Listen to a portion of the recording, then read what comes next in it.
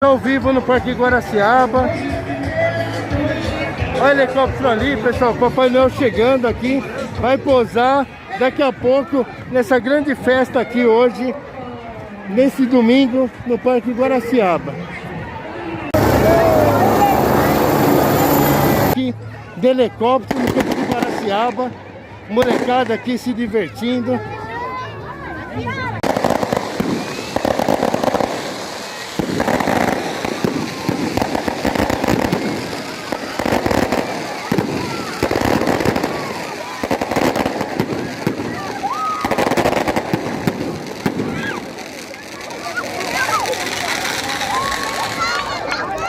Aí pessoal, Papai Noel acaba de chegar aqui de helicóptero no campo do Guaraciaba, muito bacana mesmo.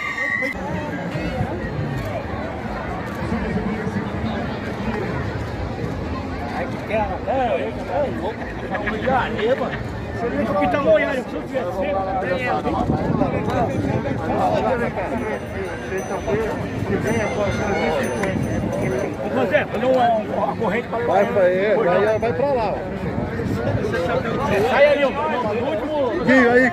Ah, pessoal, grande festa. Papai Noel chegando de helicóptero aqui, prefeito Paulo Serra recepcionando aí o Papai Noel. Na manhã desse domingo, grande festa aqui no campo do Guaraciaba.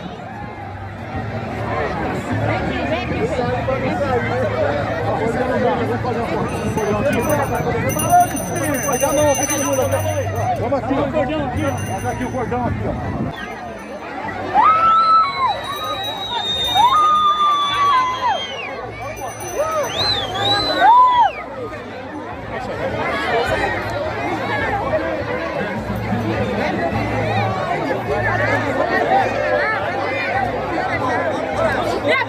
Tira uma foto comigo! Momento de festa, muita alegria aqui nesse domingo, dia 19 de dezembro de 2021.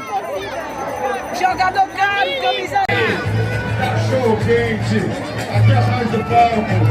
Ó pessoal, uma grande fila se formou aqui para poder receber aí o Papai Noel.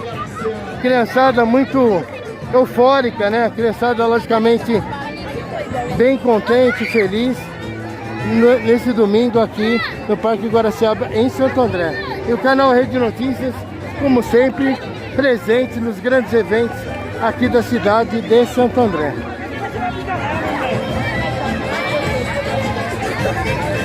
São milhares de pessoas prestigiando Papai Noel, esse mês natalino, festa de confraternização aqui no Guaraciaba, no campo do Guaraciaba, em Santo André. Presença do prefeito Paulo Serra.